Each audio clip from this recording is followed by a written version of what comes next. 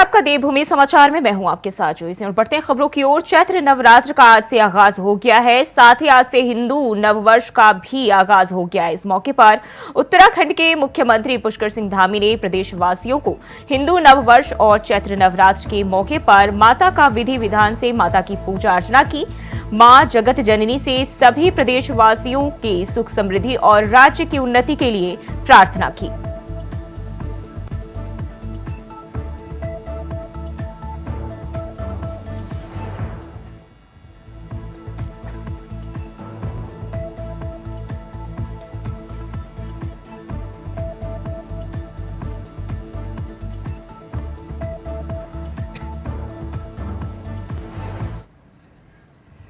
और देहरादून से police conference किया जा रहा है, चलिए आपको लेकर चलते हैं। विभाग की पुलिस और इन दोनों के बीच में जो सबसे अच्छा काम रहा कोऑर्डिनेशन का, हमारी एसटीएफ आयुष अग्रवाल यहाँ एसएसपी एसटीएफ मौजूद हैं इनके द्वारा, और लगातार मेरे साथ हमारे एडीजी लॉ एंड ऑर्डर मौजूद हैं अंशुमन साहब, इनका बहुत क्लोज सुपरविजन रहा, कोऑर्डिनेशन रहा। और तभी आप समझिए, क्योंकि जिस तरह से इस घटना के बारे में अभी तक जो षड्यंत्र निकल के आया है, ये एक साधारण हत्या का मामला नहीं था, ये एक बहुत गहरा षड्यंत्र था। और अभी भी इसके बारे में हम डिटेल तहकीकात कर रहे हैं, तो इसलिए इस षड्यंत्र के पीछे के कारणों के बारे में मैं बहुत ज़्यादा अभी आपको विस्तार से नहीं बताऊंगा। बस ये है कि अभी तक इस घटना में 11 लोग प्रकाश में आए थे, जिसमें कि एक कल रात इस पुलिस मुठभेड़ में मारा गया है, एक जो हत्या करने वाला था वो अभी भी फरार चल रहा है। उसके अलावा 7 लोगों को हमने गिरफ्तार किया है और 3 लोग और हैं जिनकी अभी गिरफ्तारी शेष है। और ये भी मैं कहना चाहूँगा कि ये तो जो एक इन लोगों से जुड़े हुए जो षड्यंत्रकर्ता थे उनके बारे में डिटेल है, इनके पीछे भी हमारा ऐसा मानना है और भी कुछ लोग थे जो एक्चुअल में इस घटना के सूत्रधार थे, और उनके बारे में भी कुछ ठोस जानकारी मिली है। तो अभी ये मतलब मैं ये भी आप लोगों को बताना चाहूँगा कि ऐसा नहीं है कि इस मुठभेड़ के बाद और इस हत्यारे को मार गिराने के बाद हम मतलब हाथ पे हाथ धर के बैठ जाएंगे। अभी इस केस में हमें बहुत काम करना है, बहुत सारी लीड्स को इन्वेस्टिगेट करना है, और कोशिश ये करनी है कि इस केस में जो हमारा इन्वेस्टिगेशन है और हमारी कार्रवाई है वो एक ऐसी नज़ीर बने कि आगे भी कोई इस प्रकार से बाहर के अपराधी या बाहर के ऑर्गेनाइज्ड क्रिमिनल्स हमारे प्रदेश में इस तरीके की सनसनीखेज घटना को अंजाम ना दे सके। तो ये मोटा मोटा मैंने बस बैकग्राउंड बता दिया। अब अगर घटना के बारे में आप लोगों को बेसिक जानकारी हम लोगों ने प्रेस नोट के माध्यम से दे दी है, तो उसको मेरे ख्याल से दोहराने की आवश्यकता नहीं है। लेकिन ये ज़रूर है कि जब मैंने डीजी पद का कार्यभार संभाला था तो उस समय भी आप लोगों से बात हुई थी, तो आप में से कुछ लोगों ने कहा भी था कि पिछले कुछ दिनों से उत्तराखंड बाहर के अपराधियों की शरणस्थली बन गया है। ये सारे दुर्दांत अपराधी जो है वो अपना एक्सटॉर्शन का रैकेट चला रहे हैं। तो उस समय भी मैंने आप लोगों से कही थी, और उसको मैं दोहराना चाहूँगा कि हम जो हमारे संभ्रांत नागरिक हैं, पर्यटक हैं, तीर्थयात्री, हम अवश्य मित्र पुलिस थे, मित्र पुलिस हैं और मित्र पुलिस रहेंगे। लेकिन इस प्रकार के षड्यंत्रकारी दुष्ट अपराधी, शूटर्स, पेशेवर जो किलर्स हैं, इनके लिए हम काल पुलिस बन के उभरेंगे, और जैसा कि इस ऑपरेशन ने दर्शाया है। घटना में अगर हम इसके कारणों के पीछे अगर जाएं, मोटिव क्या था? देखिए, अगेन क्योंकि इस घटना का जो मोटिव है और जो इसके पीछे जो मुख्य लोग हैं उन दोनों का आपस में गहरा रिश्ता है, तो अभी हम उसके बारे में ठोस जानकारी एकत्रित कर रहे हैं। और ये मैं आपको विश्वास दिलाता हूँ कि जिस तरह से इसको एक शुरू में एक ये धार्मिक भावनाओं से जोड़ के इसको दर्शाने की कोशिश की गई थी फेसबुक पोस्ट के माध्यम से, और वो बिल्कुल बेबुनियाद बात है। ऐसी ये भी मैं बता दूं कि ये इस घटना के माध्यम से हमारे प्रदेश में भी एक धार्मिक उन्माद को भड़काने की कोशिश की गई थी, और इसको जो कनाडा में और इधर पंजाब में जो हाल फिलहाल में घटनाएं हो रही थी उनसे जोड़ के, लेकिन इसका मैं अभी तक की जो हमारी विवेचना है आपको यकीन दिला, इस प्रकार का कोई वास्ता नहीं था। तो ये भी एक हमारे प्रदेश का माहौल खराब करने का एक दुस्साहस था, जिसको कि हम आने वाले दिनों में बहुत पुख्ता तरीके से एक्सपोज करेंगे कि ऐसी कोई बात नहीं। सर, ये भगवानपुर में इन्होंने सरेंडर करने की कोशिश की थी क्या? सरेंडर करने की भगवानपुर में कोशिश हुई है? देखिए, ऐसी कोई हमारे पास जानकारी नहीं है, और अगर ऐसी बात होती तो अवश्य हमारी पुलिस उसको सरेंडर करने का मौका देती। नहीं, देखिए, जो इसमें जहाँ तक हम लोगों ने इसमें जो लोग घटना में शामिल थे और उसके बाद जिस तरह से हमने सीसीटीवी फुटेज से पहले का आगे का सारा एनालिसिस किया है और कई तरह से वेरीफाई किया है, तो ये दोनों जो शूटर्स थे इनकी आइडेंटिटी के बारे में हमें कोई डाउट नहीं। अच्छा सर, एक पूर्व आईएएस का नाम आया था, उनका क्या जांच की? देखिए, अगेन जो इनिशियल घटना थी उसमें चूंकि वहाँ जो डेरे पे जो श्रद्धालुगण संगत कहते हैं उनको, जो संगत में अलग अलग तरीके की उस दिन थ्योरीज थी, उनके बारे में मन में अलग अलग आशंकाएं थी, तो उन्होंने जो भी हमको एफआईआर दी थी हमने उसको दर्ज कर लिया है, पहली बात। दूसरी बात यह कि उन्होंने जो भी नाम दिए हैं, ठीक है, सब वहाँ के स्थानीय तराई क्षेत्र के बड़े लोग हैं, जाने पहचाने लोग हैं, तो हम अभी कुछ रूल आउट नहीं कर रहे कि, लेकिन अभी तक की जो हमारी विवेचना है उसमें जो 3 लोगों के नाम उन्होंने दिए थे, हमारे पास जिसके बारे में भी ठोस साक्ष्य आएगा हम उसके विरुद्ध कार्रवाई करेंगे। एफआईआर और आपकी जांच कहाँ कितने हद तक मिलती है? देखिए, एफआईआर निश्चित रूप से जो 2 लोग नामजद थे उनसे तो मिलती है, और उसके अलावा बाकी तो देखिए उस समय जो वहाँ पे लोगों के मन में आशंका थी वो ही एफआईआर में दर्शाई गई है। और कई बार क्या होता है कि इन्वेस्टिगेशन में आता है कि जो एफआईआर में बात है वो 100% सही है, और कई बार होता है कि जो एफआईआर में बातें कही गई हैं वो आंशिक रूप से सही होती हैं। तो इसमें मुझे लगता है कि जो अभी तक का जो मुझे बताया गया है हमारी एसटीएफ की टीम और बाकी लोग जो लगे हैं इस विवेचना में, तो निश्चित रूप से एफआईआर में जो घटना का वर्णन किया गया है, जो आखिर में जो सच निकल के आएगा वो उससे थोड़ा परे भी होगा और काफ़ी बड़ा सच होगा वो। सर, इनके कोई बैकग्राउंड के बारे में पता चल पाया है अभी तक? देखिए, जो दोनों ऑर्गेनाइजेशन से हैं, ये देखिए अगेन ये प्रोफेशनल हमारी जो जानकारी है ये सुपारी किलिंग थी। तो सुपारी किलिंग में इनका, हालांकि ये लोग पहले आपराधिक घटनाओं में भी रहे हैं, और यहाँ मैं कहना चाहूँगा कि मुझे मतलब अभी तक की जांच से ऐसा लगा इस वाले खासतौर से इस केस में कि कई सारे आपराधिक तत्व ऐसे हैं जो धर्म की आड़ लेके अपनी आपराधिक गतिविधियों का अंजाम दे रहे हैं, और ये पहली बार नहीं है, ये हमने और जगह भी देखा है।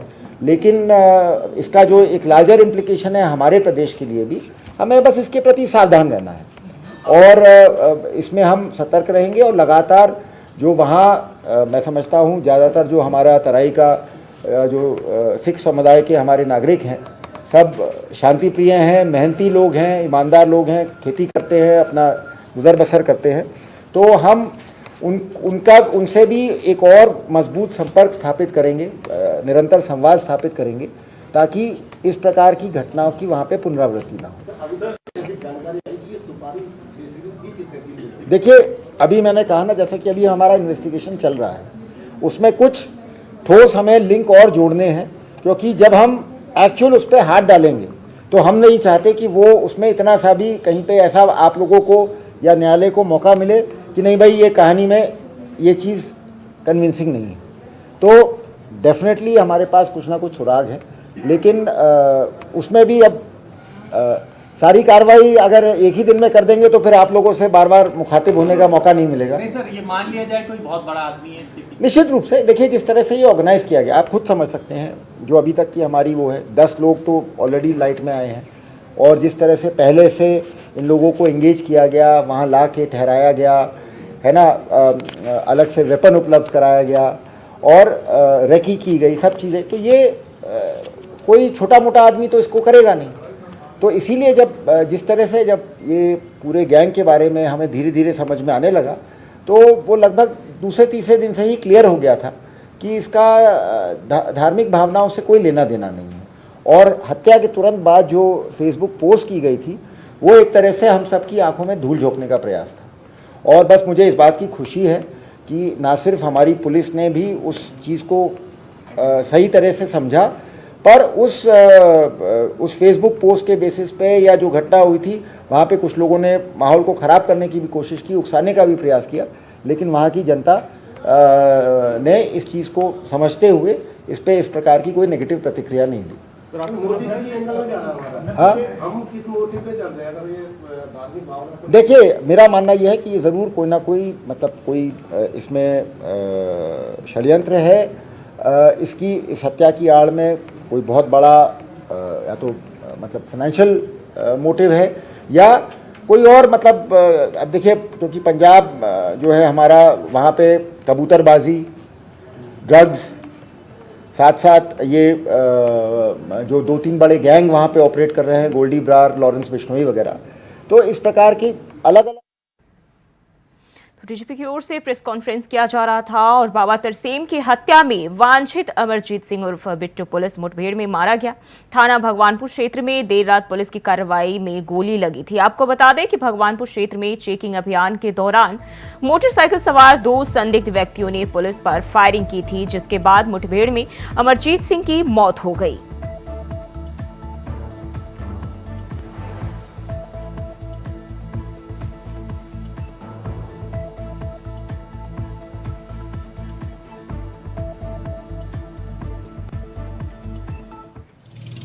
ये काफ़ी समय से उत्तराखंड की पुलिस जो है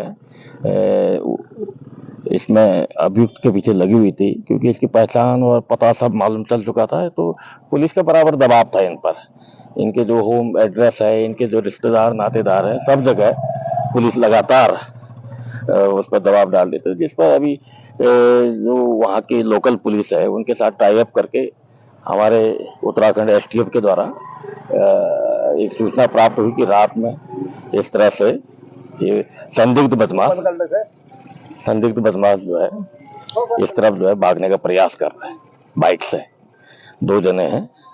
तो इस सूचना पर जो है तुरंत जैसे ही हमारे उत्तराखंड पुलिस को मिली, यहाँ भगवानपुर और हरिद्वार, साथ ही कुमाऊं के एसटीएफ और देहरादून की एसटीएफ। और वहीं उत्तराखंड में पूर्व कैबिनेट मंत्री डॉक्टर हरक सिंह रावत को लेकर राजनीतिक चरम पर है, जिसमें आए दिन पूर्व मंत्री हरक सिंह रावत के बीजेपी में शामिल होने की चर्चा चल रही है, जबकि कांग्रेस पार्टी से बीजेपी की तरफ से सत्ता का दुरुपयोग कर उत्पीड़न करने का आरोप लगा रही है। वहीं इसको लेकर बीजेपी के वरिष्ठ नेता सुरेश जोशी ने कहा कि उत्तराखंड में अगर कोई भी नेता बीजेपी में शामिल होना चाहता है तो उसके लिए पार्टी स्तर पर अलग से कमेटी का गठन किया गया है, जो सब इन विषयों पर जानकारी देने का काम करता है। नहीं, देखिए, उनको प्रताड़ित करने की, उनका उत्पीड़न करने का तो भरसक प्रयास भारतीय जनता पार्टी ने कर दिया है। जो 5 साल वो वहां मंत्री बनकर रहे, तब तो वो पाक साफ थे, उनके अंदर कोई कमी भारतीय जनता पार्टी को नहीं दिखाई पड़ी।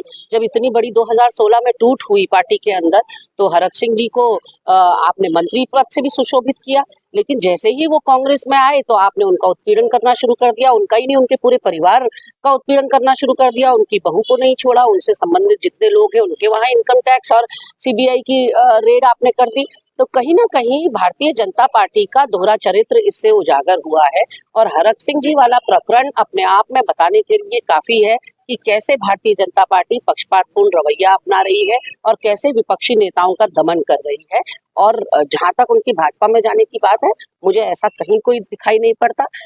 परसों बीते रोज ही हमारे पूर्व अध्यक्ष और पूर्व नेता प्रतिपक्ष चक्रौता से विधायक माननीय प्रीतम सिंह जी उनके साथ काफी देर वार्ता करके आए हैं। तो कहीं ना कहीं पार्टी ने उनकी जिम्मेदारी भी दूसरे प्रदेश में लगाई है, और ऐसे में अंतर साफ पता चल गया होगा हरक सिंह जी को कि भारतीय जनता पार्टी और कांग्रेस में क्या अंतर है और किस तरह से भारतीय जनता पार्टी उत्पीड़न करने में पीछे नहीं हटती।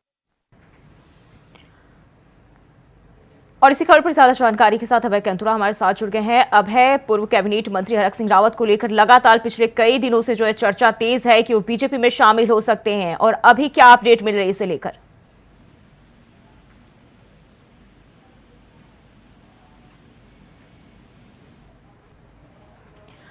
जी, आपकी आवाज नहीं आ रही है, दोबारा से जोड़ने की कोशिश करेंगे। तो पूर्व कैबिनेट मंत्री हरक सिंह रावत को लेकर राजनीति जो है चरम पर है, और आए दिन पूर्व मंत्री हरक सिंह रावत के बीजेपी में शामिल होने की चर्चा लगातार चल रही है।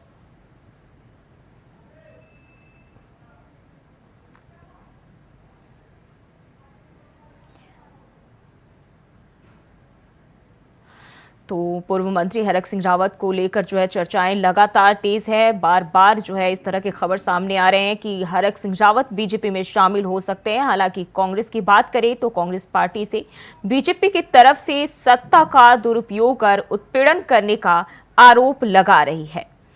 तो कांग्रेस की ओर से सत्ता का उत्पीड़न बताया जा रहा है, जबकि खबर ये लगातार जारी है। लगातार सियासी गलियारों से खबर आ रही है कि हरक सिंह रावत बीजेपी का दामन थाम सकते हैं। और अभय एक बार फिर से हमारे साथ जुड़ गए हैं। अभय, पूर्व मंत्री हरक सिंह रावत को लेकर लगातार चर्चा तेज है कि वो बीजेपी में शामिल हो सकते हैं। क्या इस वक्त जो खबर मिल रही है वो सब क्या कुछ खबर निकल के सामने आ रही है? बिल्कुल, ये कह सकते हैं कि लोकसभा चुनाव से ठीक पहले जिस प्रकार से भाजपा में नेताओं के जाने का सिलसिला जारी है, तो उसके बीच में कह सकते हैं कि हरक सिंह रावत की भी चर्चा बड़े जोरों से यहाँ पर चल रही है कि जल्द ही उनकी तरफ से भाजपा को यहाँ भाजपा का दामन थामने का काम कर लिया जाएगा, भाजपा में पूरा घर वापसी कर ली जाएगी। और पूर्व मंत्री हरक सिंह रावत के साथ साथ जो उनकी पुत्र वधू है अनुकृति गुसाई, उनके भी भाजपा में जाने की चर्चा यहाँ पर जोरों पर चल रही है।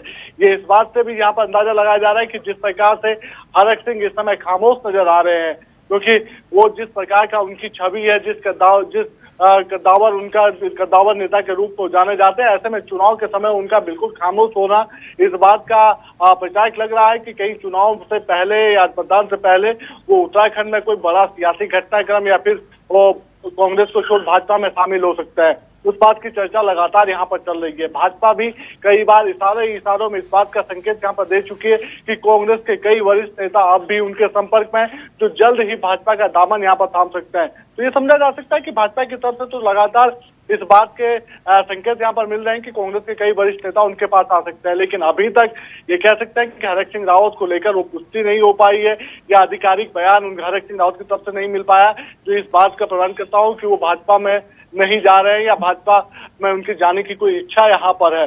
इतना जरूर कह सकते हैं कि कांग्रेस के जो वरिष्ठ नेता है वो अपने जो इस तरह के जो नेता हैं जिनके जाने की संभावना सबसे ज्यादा है, उनको मनाने का काम जरूर यहाँ पर कर रहे हैं।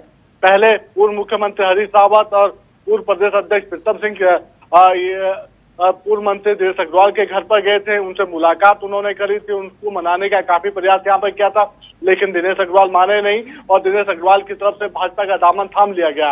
उसके बाद पूर्व प्रदेश अध्यक्ष प्रीतम सिंह जो चक्रता से वरिष्ठ विधायक भी हैं, वो हरक सिंह रावत से मिले हैं, काफी देर तक उनकी बातचीत यहाँ पर हुई हरक सिंह रावत के आवास पर, और उसके बाद से ये कयास ज्यादा यहाँ पर लगाए जाने लगे हैं कि जल्द ही हरक सिंह रावत भी बीजेपी अब है। और लेकिन बात करें तो कांग्रेस इसे सिरे से खारिज कर रही है और बीजेपी पर सत्ता का दुरुपयोग करने का जो है वो आरोप लगा रही है। देखिए, कांग्रेस पार्टी लगातार इस बात को यहाँ पर उठाने का काम कर रही है। सत्ताधारी दल भाजपा पर आरोप लगा रही है कि उनकी तरफ से सत्ता का दुरुपयोग किया जा रहा है, चाहे वो ईडी के छापे यहाँ पर हो या फिर इनकम टैक्स के यहाँ पर रेड हो या फिर दूसरी तरफ से सीबीआई के जो हवाले यहाँ पर आ रहे हैं, क्योंकि पूर्व मंत्री हरक सिंह रावत के ऊपर इस समय सीबीआई का मामला भी यहाँ पर चल रहा है। बहुत बहुत शुक्रिया आपका जानकारी साझा करने के लिए। और रुड़की में मंगलवार को एक निजी होटल में बड़ी संख्या में आम आदमी पार्टी के कार्यकर्ताओं ने कांग्रेस का दामन थाम लिया। इस दौरान मौके से हरिद्वार लोकसभा के कांग्रेस प्रत्याशी वीरेंद्र सिंह रावत ने कहा कि पूरे प्रदेश की 5 सीटों पर कांग्रेस की झोली में जाने वाली है और उन्हें जनता का पूरा समर्थन मिल रहा है। वहीं पूर्व सीएम हरीश रावत ने कहा कि अब की बार उत्तराखंड की जनता का मिजाज बदला हुआ है, वो कांग्रेस को जिताने का मन बना चुकी है।